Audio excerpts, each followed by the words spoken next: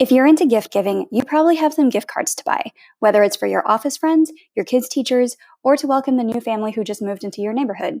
Check out the Flues app to get 35% back on gift cards to merchants like Domino's, Chipotle, and Dunkin' Donuts. One of my favorite things about this app is that the gift cards can be purchased for a specific amount rather than a set denomination. And they are delivered to you almost instantaneously through the app. Download the app via my referral code Geobreeze Travel using the link in the show notes. Thank you to Flues for partnering with this episode of the Geobreeze Travel Podcast.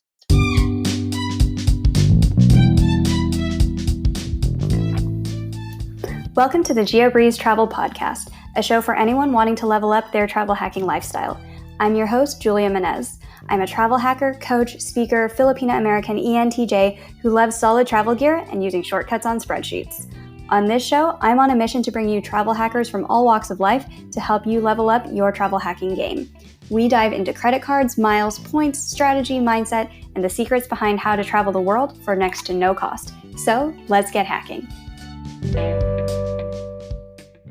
Unfortunately, in today, and maybe by the time you post this podcast, this interview, it'll be different.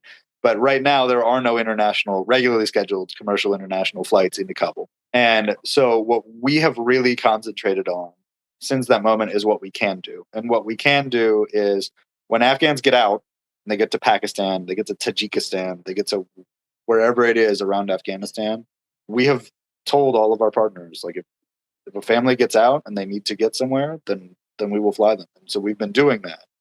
And in that case, it's actually quite interesting what you can do with Delta miles, right? Like literally yesterday, Patrick was like, well, Virgin started a new flight from Islamabad to London last year. Why did they do that? I don't know. In the middle of a pandemic, they just decided that was like a new route that they were going to start servicing. But hey, it's Virgin and they're partnered with Delta. And so now we can use Delta miles to get Afghans out of Pakistan to wherever it is that they need to go. Hey there, points people. You just heard a clip from Seth Stanton. Seth is a co-founder of Miles4Migrants. He's also a credit card churner and former moderator of the churning subreddit. He's also joined today by Patrick from the Miles4Migrants award booking team on today's episode. In this episode, Seth, Patrick, and I discuss how the Miles4Migrants nonprofit organization uses donated points and money to reunite refugee families and asylum-seeking families from all over the world. We also discuss the increase in demand since the fall of Kabul this past August and how you can help these refugee families this holiday season and all year round. Whether you are looking to donate miles or use them for your own travels, flexible points are the easiest to work with. And one of the most popular cards for people starting out in the award travel hobby is the Chase Sapphire Preferred, which has many different airline and hotel transfer partners. Check out the link in the show notes if you are interested in learning more about this card. Remember, never ever ever apply for cards through Google. Always use a friend's or creator's links to help spread the love of referral points and commissions. And now, on with the show. Hey Seth, hey Patrick, welcome to the Geobreeze Travel Podcast. Hey, good to be here.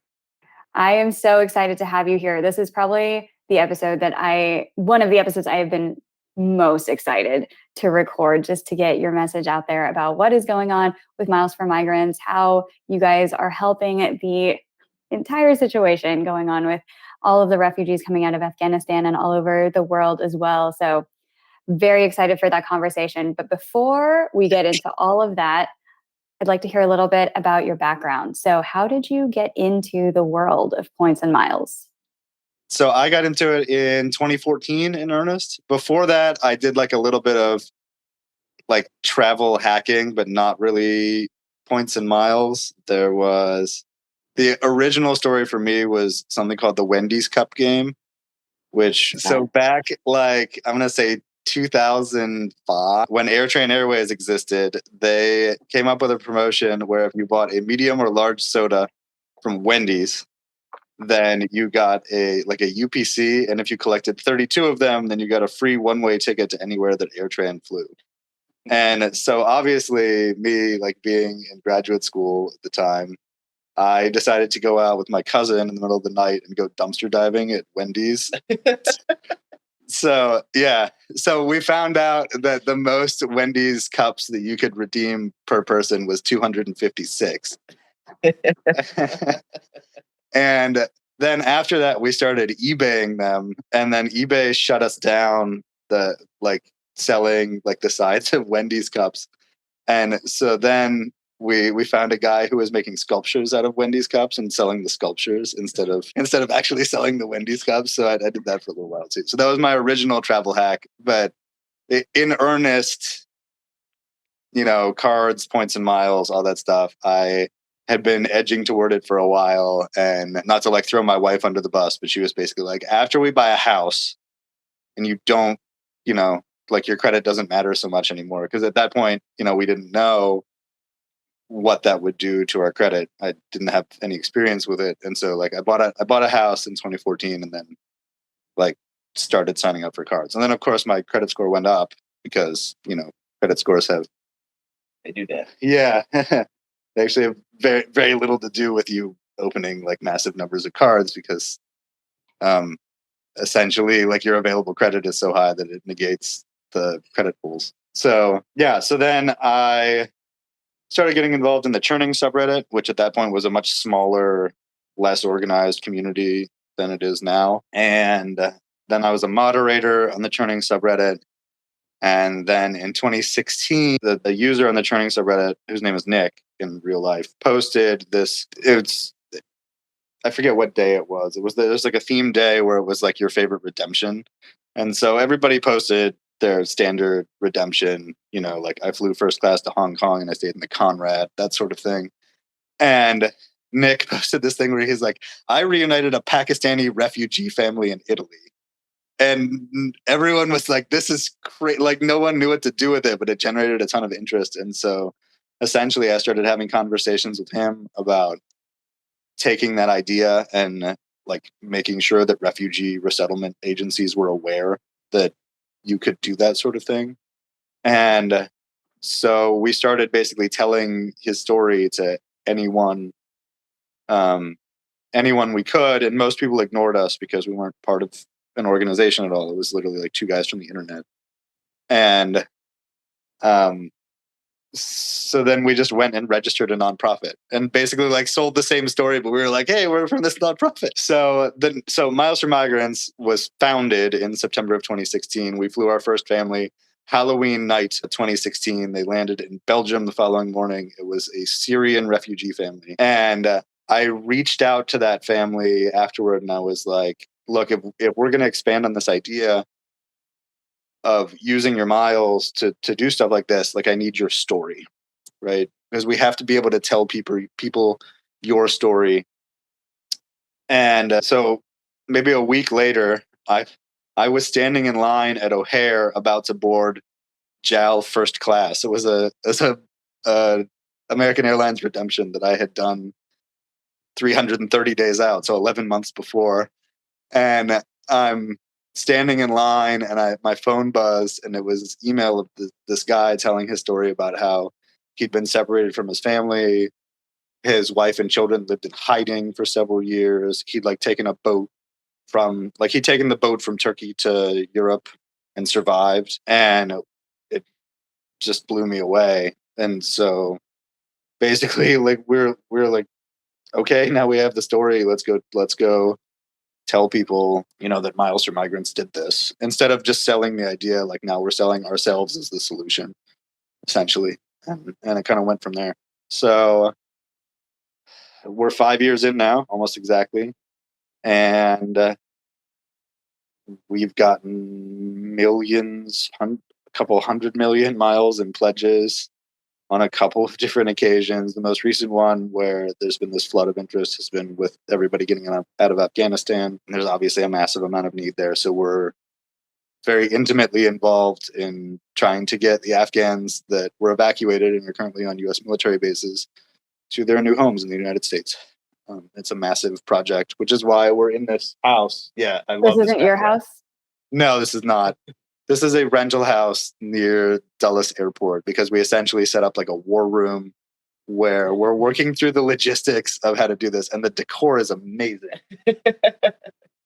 Okay, so for everybody who, since I don't post the videos of these, there are paintings of pugs on the wall. Yeah, it's pretty great. Yeah. So, all right. Very tasteful. Super tasteful. So Patrick, what's your background and how did you get involved with Miles4Migrants eventually? How did you get started with Points and Miles?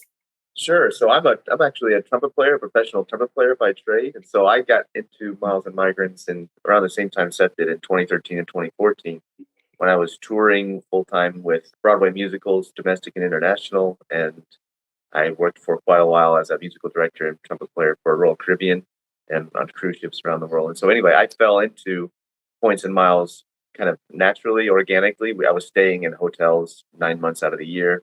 I was flying sometimes 2 or 3 times a week.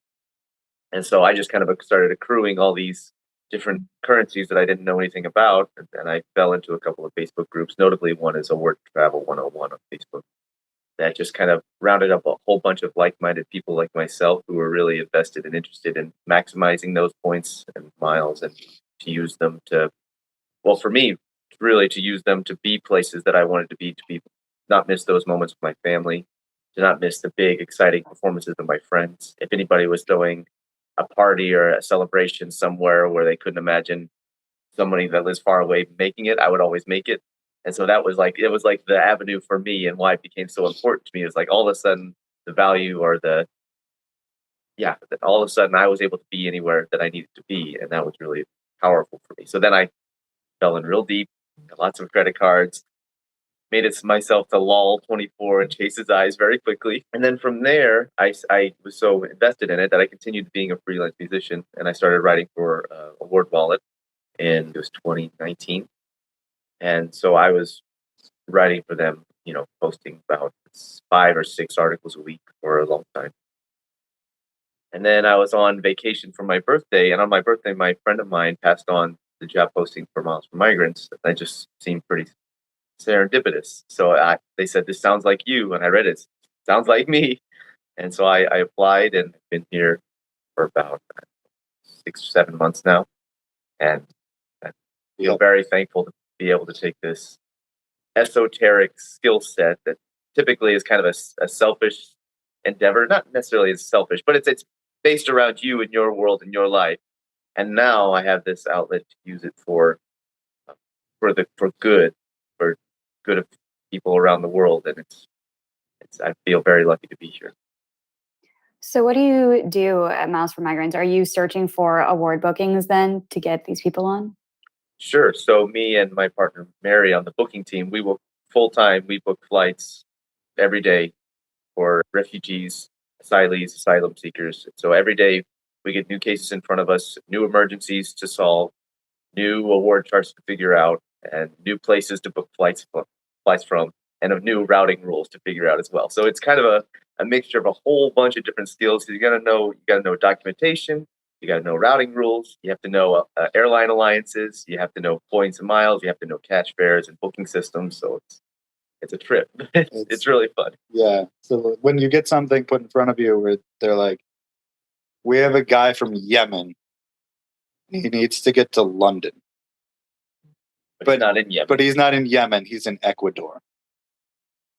What are you going to do?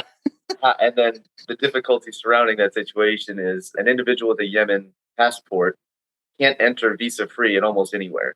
Yep. Right? There's very limited places where they can enter a country visa free. And so trying to find a route to get him from Ecuador to London without transiting places he's not allowed to transit, like Schengen in Europe, for instance, is very difficult. Yeah, Brexit has made our complexity go up significantly because now we can't route people through Europe nearly as much if we're sending them to the UK. Yeah, so London in this case is like an island that we have to try to figure out how to plop him into without transiting North America, without transiting Europe.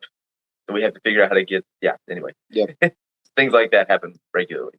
So let's say there is a family in Tajikistan and we can get them to London.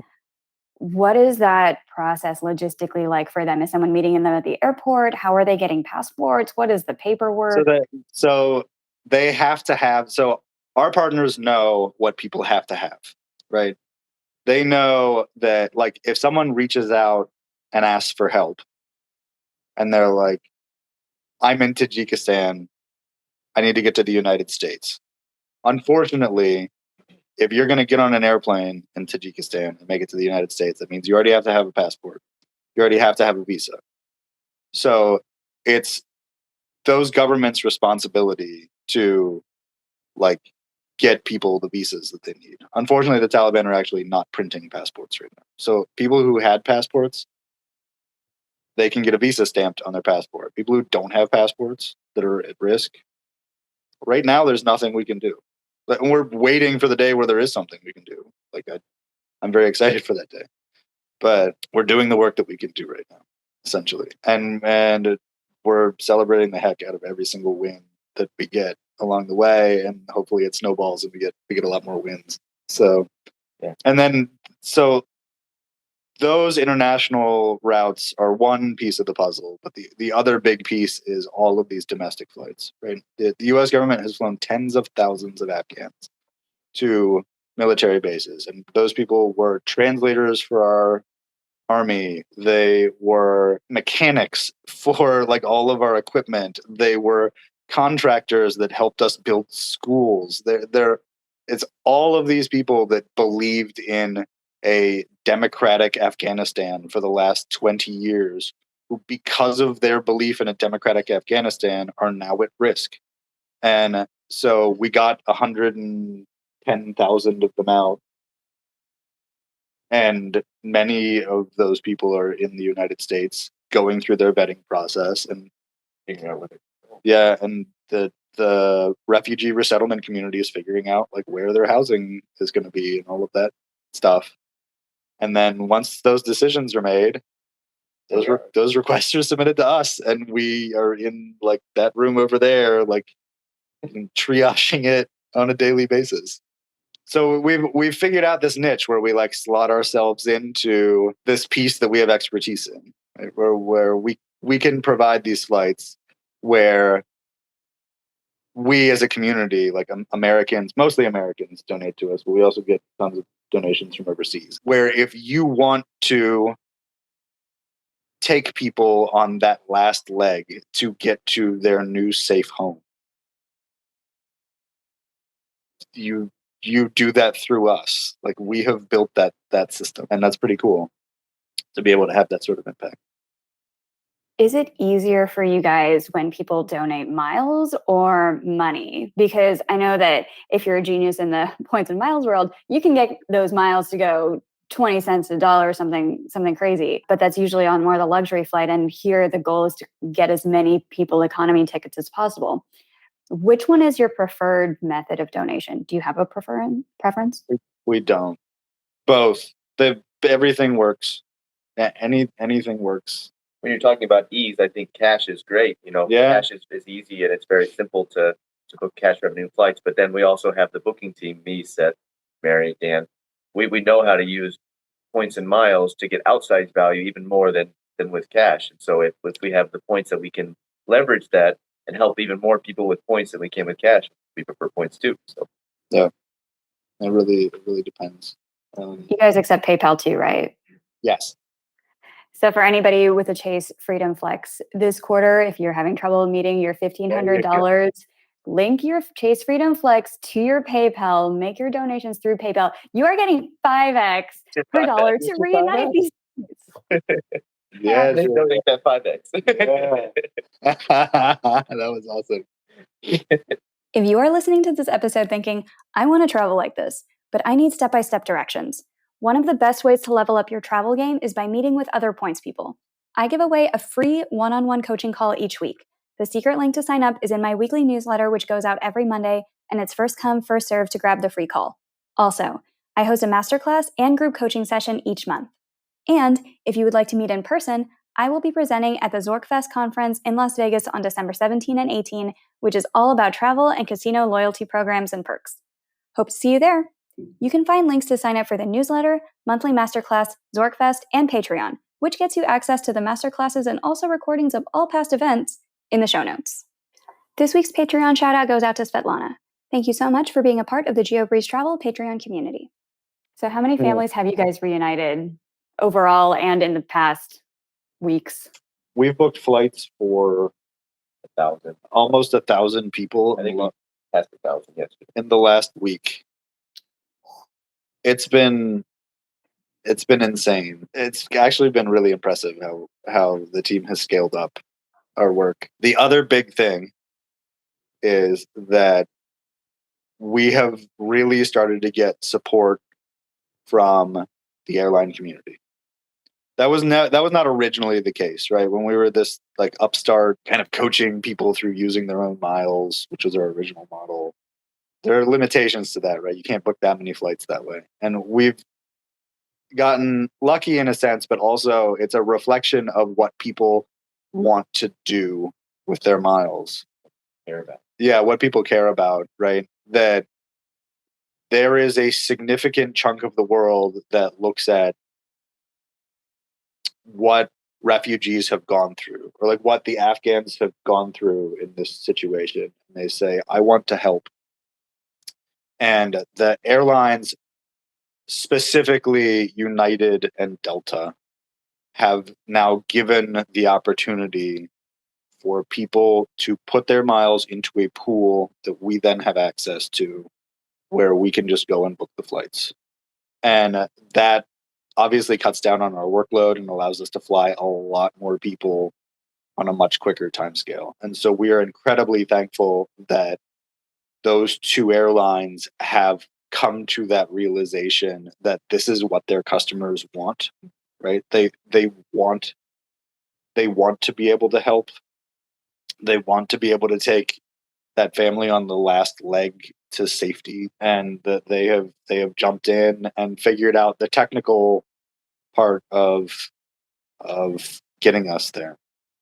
Oh, and sorry, it's actually 3 airlines. Alaska Airlines. I should not have left them out. They have been great. We actually used Alaska Airlines a ton before the fall of Afghanistan, because Alaska used to have a partnership with Emirates, which unfortunately ended on July 31st. So we were using Alaska miles to fly families on Emirates literally right up until that partnership ended, which it had ended because Alaska joined One World, right, as a full partner. So they weren't thinking about our situation. They didn't take that into consideration, when they decided to join One World. Yeah, it was just a unfortunate accident. But so some of our favorite flights that we've done actually have been those Alaska Emirates flights. Mm-hmm. We did one once. Yeah, we did one with SIVs, are special immigrant visa holders. It's usually like people's translators, right? It's like U.S. military officers have to recommend their translators for this special visa. And we did one once where it was a couple. The wife was 35 weeks and 2 days pregnant when they got their visas. The vast majority of airlines will not let you fly after 36 weeks. And so we have a doctor's note. Yeah, so we turned this flight around in less than 48 hours. It was absolutely crazy. The cool part was that in both of those situations, they made it, they landed, and then had a baby within a couple of weeks. And then in both situations, we got pictures where they're like, here's the newest American, right?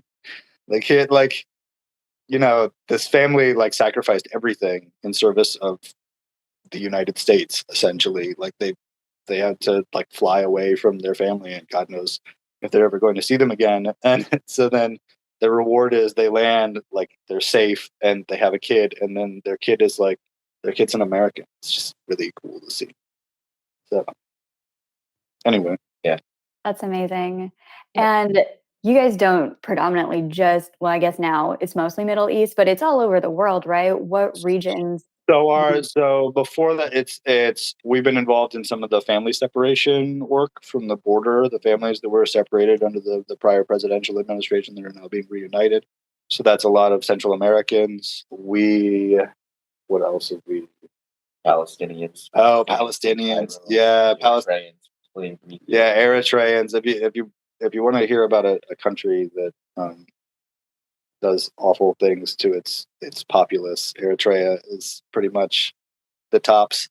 So we do fly a lot of Eritreans. Western Africa. Yeah, some Western and kind of Southern Africans as well. Fly a bunch of people from Burundi, which I knew nothing about Burundi. Some of this work. Yeah, for anybody who hasn't followed your Instagram, there's so many amazing videos and amazing photos of families being reunited, and the airport video footage too of just can you talk a little bit about that? Kat does, and so our marketing manager is Kat Cook, and she's incredible, and she does a really great job of capturing like the essence of that reunion, like that like moment of relief, that moment of literally like some of these people haven't seen each other in so long that it's you ever go somewhere and like you haven't seen someone that you love in a really long time and you just end up staring at them like because like it's like incomprehensible to your brain that like that person is actually in front of you. Our Instagram has a lot of those moments. It's really cool. We also have a kind of an amazing collection of pictures of refugee dads with their kids for the first time, right? Where it'll be like dad had to flee while his wife was pregnant and then he's literally never seen his child. And so there's like this collection of pictures of it'll be like this guy holding a baby and the baby will be kind of staring at him and like the is that the guy from FaceTime sort of way, you know? Like it's just cool to see. So yeah, anyway, follow us on Instagram. So our Instagram feed is pretty fantastic. Pretty emotional. Yeah. Yeah, you know, if you want to have a good cry, maybe. Like a happy cry. Yeah, happy cry. Yeah. The work that you guys are doing is absolutely incredible. So, and I know that we like to do shout outs normally on this show for like, oh, who's another Points and Miles person to follow? But I thought in the spirit of this episode, it would be better if you gave us some recommendations for other organizations to follow if we want to help with the refugee crisis, other places to donate to, either upline to help people get to the point where you can help them, or downline once they're resettled in a particular city in the United States. How do we help? So I mean obviously like the travel piece, essentially we're the only ones that are involved in it. But there is going to be a massive amount of need in your community, like locally. We're talking about tens of thousands of Afghans who supported US efforts for the last 20 years, who are now going to be all of our new neighbors. And it is incumbent upon us to welcome them. It's absolutely incumbent upon us. And so you can do that by literally Googling like what's the refugee aid organization in my town? Because there's going to be one, or like the next town over, and it's going to be different depending on where you are. But and some of them will be huge. Some will be like the IRC, which has offices everywhere, and some of them are going to be really small, right? And it'll be, you know, just a few people with a truck that get donations and like buy groceries and then just take them to people. And all of those things are going to be needed. Every single one of those things at every single level is going to be needed. And all you need to do is Google it, figure out who's doing that work near you, and then reach out and say, I want to volunteer. Volunteer, donate. Donate. There's going to be a huge push because there's not enough housing. And so there's going to be a huge push with Airbnb, for instance. Airbnb.org is going to have this huge push where essentially people are going to house Afghans in their homes or in their second homes or wherever it is until they get on their feet, right? Until they get on their feet. Because it's been proven over years and years and years of research that when refugees come to America, we give them a little bit of help at the beginning and they become productive members of American society really, really quickly. Like way more quickly. Like imagine you lost everything Had to start over. and had to start over, and you went somewhere where you didn't necessarily even speak the language. In a lot of these cases, right, we're talking about families that were flying on a daily basis where it'll be like a mom, a dad, 4 kids, and like maybe dad was a translator, but maybe he wasn't. Maybe he was like, maybe he was a mechanic. Maybe he was like the guy that did drywall, you know, like he doesn't necessarily even speak English. And so to be under that pressure to assimilate and succeed, right? The vast majority of refugees that show up are very successful very quickly. And for us to just be able to welcome them, to say, you know, you don't have to worry about whatever it is. Like I have a car that I don't drive. I want to donate it to my local Church World Service office, and they're gonna give it to an Afghan family so that somebody can get to their job. Right? All of these things are needed. And all of the skills that people who listen to this podcast have, if you are really good at stacking shopping promos so that these people can get clothes or home supplies. Yes, absolutely. Maximizing grocery rewards programs and getting all those free groceries that you don't necessarily need, but there are people that do need them. Fuel perk. Yeah, fuel points. Yeah. Fuel points, the grocery delivery. If you're not taking advantage of like your Amex Gold, Uber Eats credit, like send a $10 pizza to someone. Yeah, deliver an Uber Eats to an Afghan family. Like somebody moves into your neighborhood, you go over, you say hi, you ask them what they need. Same thing, except your neighbor doesn't have anything because they had to flee for their lives. Yeah. Are a lot of the organizations that you mentioned, like Uber Eats, Instacart, Airbnb, are they generally like helpful in these situations? So there is a massive push, and it's a massive push. It's called welcome.us.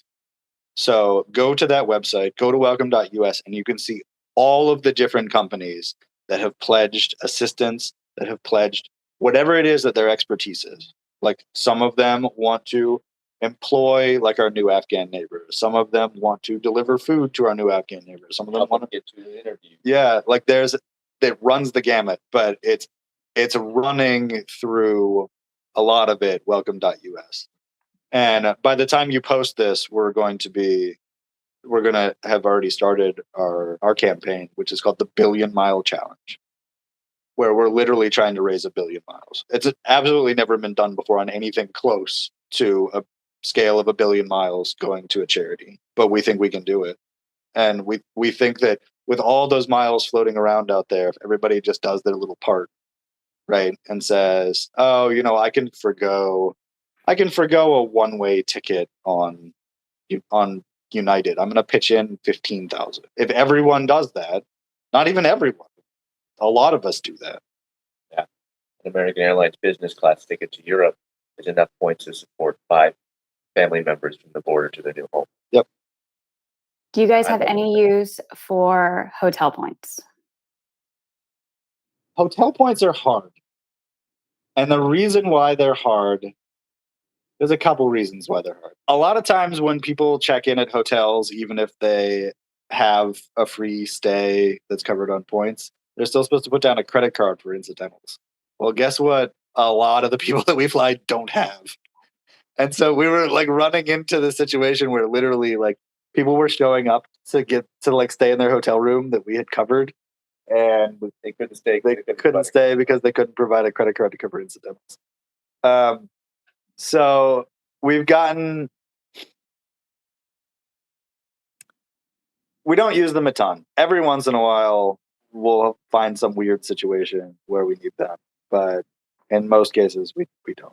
And obviously, there's a lot of cases where hotel points can be transferred to airline miles. Yes, in that case. It's not typically a wonderful value or a wonderful transfer ratio, but every now and then, if a donor has a whole bunch of hotel points, they want to donate, if we can find a way to redeem them in a different airline program than what they donated at a decent enough value, we can do that. Yeah, we've done that.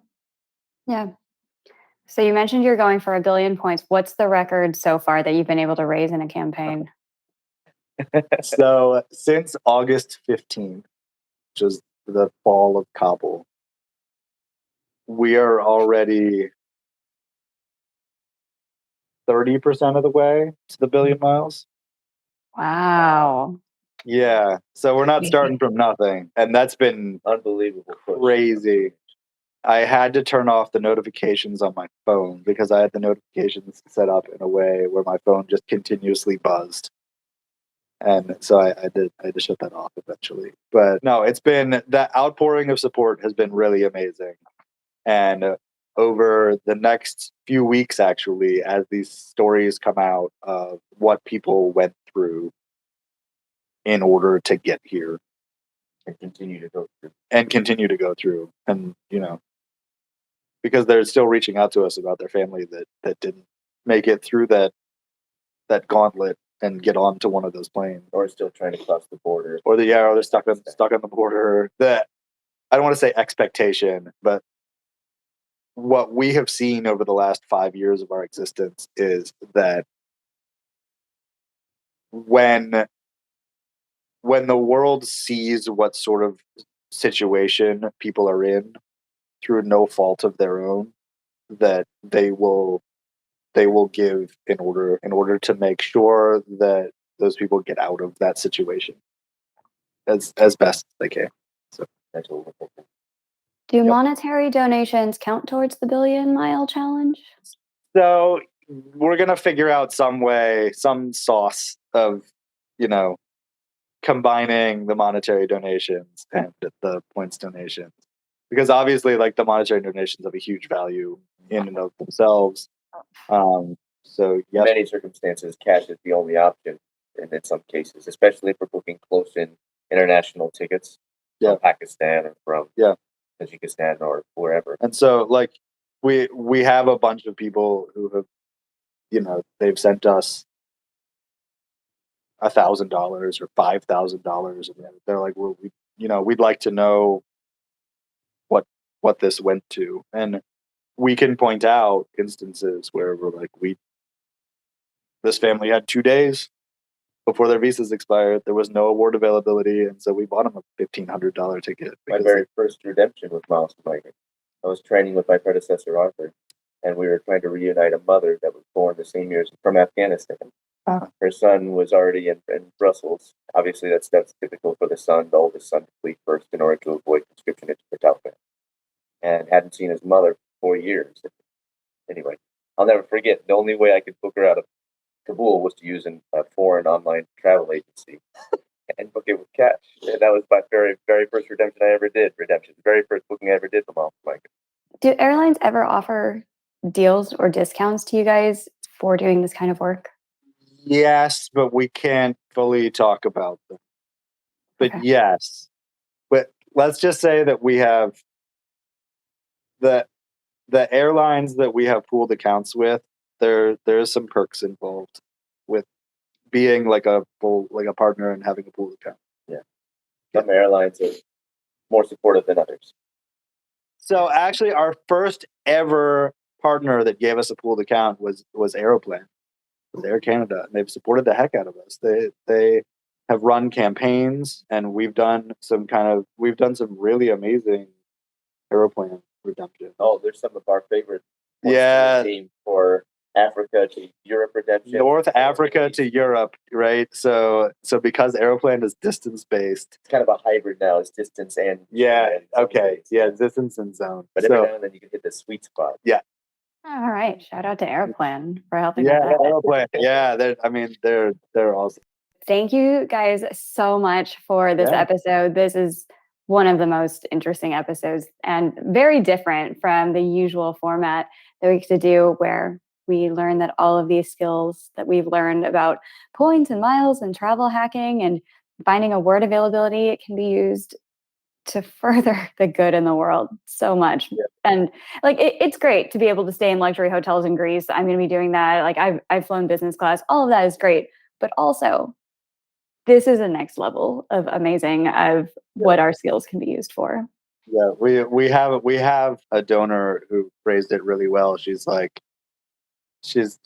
yeah, I might be less comfortable sitting in Y, but when I know like what that slight discomfort actually means, she's like, I'm gonna do that every single time. So this particular donor has literally mapped out like all of her travel. She's a planner. She's mapped out all of her travel for like the year, and she knows what it would be in business class that she used to fly and what it is and why. And she just takes that extra and gives it to us. Y means economy for anybody who Sorry. Yeah. And we had another donor that said something wonderful recently where she said, your neighbors are your friends. And so what she was saying is that her donation is kind of like helping a friend she hasn't met yet. Yep. That's amazing. Yep. Thank you guys both so much for Thank coming you. on to the show today. Yep. Thank you.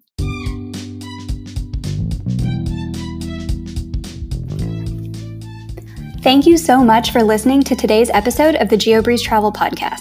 If any of the cards mentioned in today's episode piqued your interest, please check out the links in the show notes for more information on any of the cards. Also, if you apply for a card using the links on that page, I may receive a commission too, so please and thank you. P.S. I hear the links work better in Internet Explorer or Safari, and sometimes the credit card applications tend to glitch out in Chrome. Additionally, it would mean the world to me if you could subscribe to this podcast, leave a 5-star review, and share it with a friend. And if you would like to make even more travel hacking friends, please sign up for the Patreon to access our monthly masterclass hangouts. We dive deep into a particular points program each month, and you'll get to ask all of your travel hacking questions and enjoy being around other people who enjoy points and miles just as much as you and I do. If you would like an invite to the next one, head over to geobreezetravel.com/hangouts to sign up to be on the invite list. Take care and happy travels!